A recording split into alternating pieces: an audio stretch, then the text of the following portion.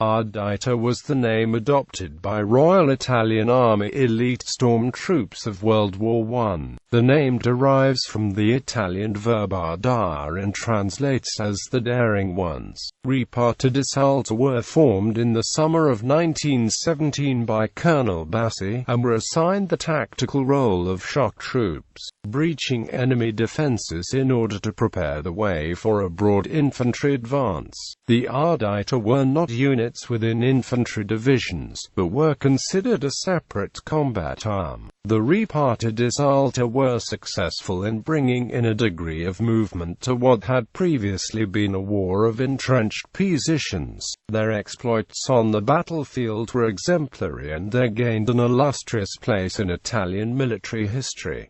They were demobilized by 1920. The name Ardite was later used in 1900 and 1920 by the Italian occupiers of Fiume, who were led by Gabriele D'Annunzio, most of whom had been members of the Royal Italian Army. The use of a uniform with black shirts and black fez was later taken up by Benito Mussolini's paramilitary forces, the Black Shirts. For the 1st of October 1975, the flag of ex-Ardite regiment was adopted by the 9th Reggimento d'Assalto Paracadutisti Colonel Moschin. To this day, operatives of Colonel Moschin and Italian Commando Frogman are known as Ardite incursori, and are viewed as the heirs of the Ardite of World War I.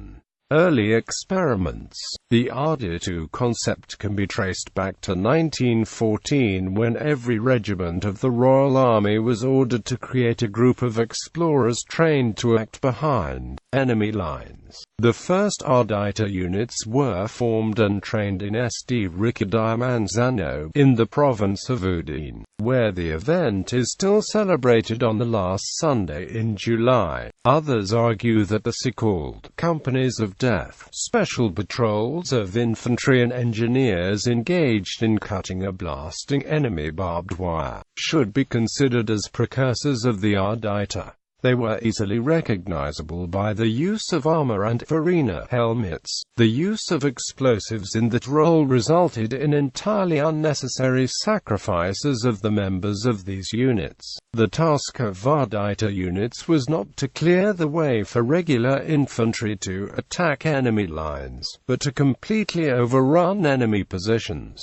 The most daring volunteers were chosen, particularly those who were not bothered by loud incoming artillery fire close by. The men also studied fencing and were masters of hand-to-hand combat.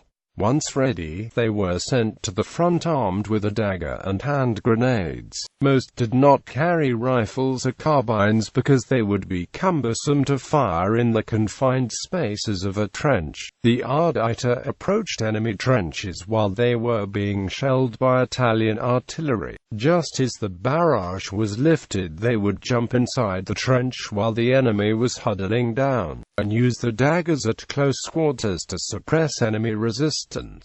These primitive tactics were surprisingly effective. Ardite had to hold the positions they conquered for 24 hours and then would be replaced by the regular infantry. Ardite might lose 25% to 30% of the numbers during such an attack. The motto was Ola Vittoria o tutti a coppati, meaning, we either win, or we all die. The typical unit had 13 officers and 400 soldiers selected on a voluntary basis. One such unit was completely wiped out while attacking Monte Osvaldo in April 1916. In 1916, the Supreme Command decided to award special status to Ardite units but was reluctant to create new units. The Ardite badge, to be carried on the left arm, included the monogram VE, and was designed exclusively as a symbol of distinction for these soldiers.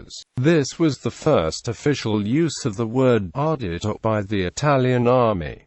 establishment and use. In 1917, as a result of proposals put forward by young officers who were tired of the gruesome bloodshed of trench life, assault units were formed within the 48th Division of the 8th Army Corps, commanded by Captain Giuseppe Bassi. As early as March 1917, the Italian Supreme Command had sent a circular communication giving information about the constitution of Austro-Hungarian special units. Following a positive evaluation, it was decided to establish the new special units, but disagreements on equipment and training delayed the start of operations until July 29, 1917, when King Victor Emmanuel officially sanctioned the creation of ardite units. The new assault units were formed and then developed independently with training different from that of ordinary soldiers.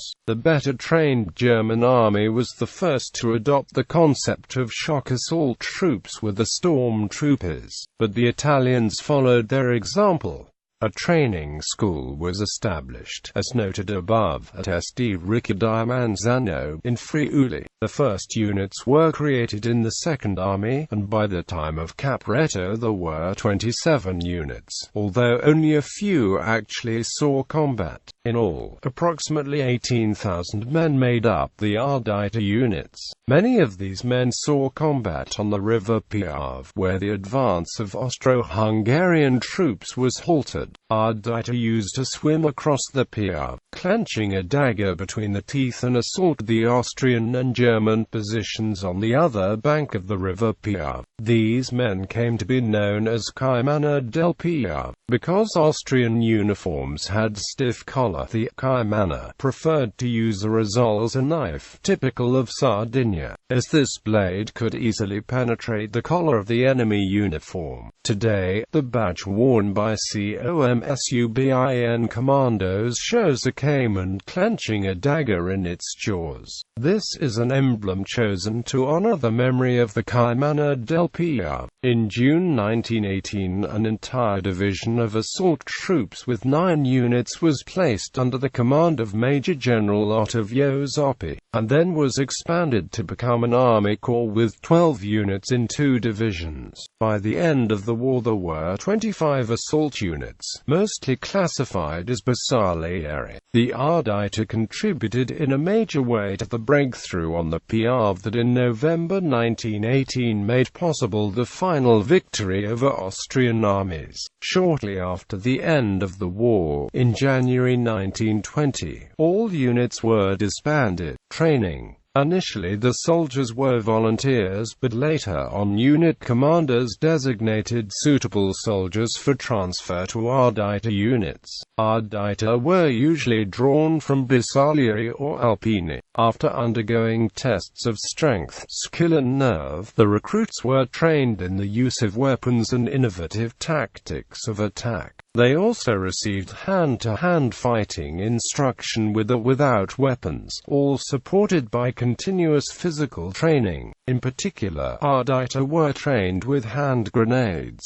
marksmanship and the use of the flamethrower and machine gun. Training was very realistic, and several men were killed during basic training. In particular, victims were caused by splinters from hand grenades, because the operating procedure provided for a direct assault immediately after throwing a grenade. The rigorous training, team spirit and contempt of danger, but also the privileges they enjoyed, made the ardite an elite corps, but also created a climate of distrust and jealousy with officers belonging to other units of the regular army. The military skill, however, earned them respect for the ability to resolve on the battlefield situations tactically impossible for regular army units. Reginaldo Giuliani, a Catholic priest and an ardite, wrote several books on his experiences, including Croce e Spada, Uniform, The uniform of the Ardite, drawn from regular infantry units, consisted of a bassage, or a cyclist coat with black flames as a lapel patch. Ardite drawn from Alpine units would instead wear green flames on the lapel patch, and Ardite drawn from Bersaglieri units would wear crimson flames. They would also wear a dark green sweater and a black fez identical to that of the Bersaglieri infantry, and trousers. For these uniforms and other insignia indicative of the army unit of origin was born a distinction between the red flames, black flames and green flames. The red flames were sometimes called crimson flames. Many of the Ardite badges and symbols were later adopted by the fascist regime. For example, a badge depicting a skull with a dagger clenched between the teeth. The anti-fascist Arditi del Popolo also had their own badge. The battle cry was "A noi," which could be translated as "to us," and can be interpreted as "wish for glory and victory." Equipment. Typical equipment of the Ardite was the dagger for hand-to-hand combat, and hand grenades. The grenades were used to create panic and confusion as well as for the disruptive effect. The Venet hand grenade, frequently used by the Ardite, was well suited for assaults, not being overly powerful, but very noisy so as to provoke fear in the opponents.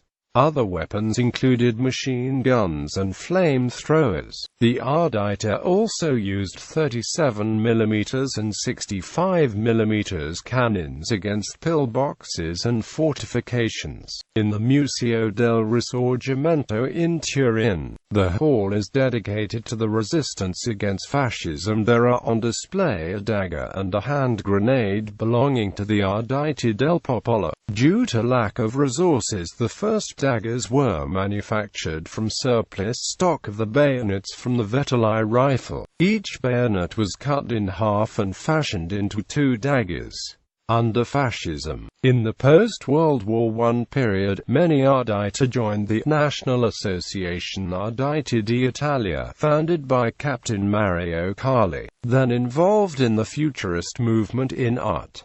Carli wrote the essay "Ardite Were Not Gendarmes" in collaboration with Filippo Tommaso Marinetti. A large number of Ardite joined the fascist movement, but support was not unanimous, as is clear from the Arditi del Popolo, a fringe breakaway movement of the ANAI, politically leaning to the maximalist wing of socialism. In any case, most Ardite who joined the ANAI transferred their allegiance to the FNAI, founded on the 23rd of October 1922 by Mussolini. The ANAI was later dissolved. The Ardite were active participants in Gabriele D'Annunzio's coup in the city of Fiume, when his original plan for Italian annexation was rebuffed by the government in Rome. D'Annunzio proclaimed the founding of the Italian Regency of Carnaro. With the trade unionist D'Ambris, D'Annunzio promulgated a constitution, the Charter of Carnaro, containing strongly progressive or even radical elements. On December 25, 1920, regular Italian army troops put an end to the short-lived Regency, after brief clashes. The Arditi del Popolo, the Roman section of the Italian Ardite, in contrast to the strong but not yet consolidated movement of fascist squadrismo, became the Arditi del Popolo, a paramilitary group that was clearly anti-fascist. Its members came from anarchist, communist, and socialist movements. The communists constituted the majority, but there were also components such as Republican Vincenzo Baldazzi, and sometimes, as in the defense of Parma, also militants of the Popular Party, such as the advisor Corazza, who was killed in Parma in clashes with fascist forces. The movement was born in the summer of 1921 through the work of Argo Secondary, a former lieutenant of the Black Flame Infantry and an anarchist. The strength of these paramilitary formations were 20,000 men enrolled, among them war veterans, who were neutral or strongly anti-fascist. Perhaps the most resonant event was the defensive Parma against fascist squadrismo in 1922. Around 10,000 squadristi, first under the command of Roberto Farinacci, then at Lobalbo, had to withdraw from the city after 5 days of clashes against a group consisting of socialists, anarchists and communists, controlled by the heads of the Arditi del Popolo Antonio Sieri and Guido Picelli. The fascists lost 39 men, the Arditi del Popolo 5. In the following months, many heads of the Arditi del Popolo were jailed or killed by fascist squadristi, sometimes with the collusion of police agencies.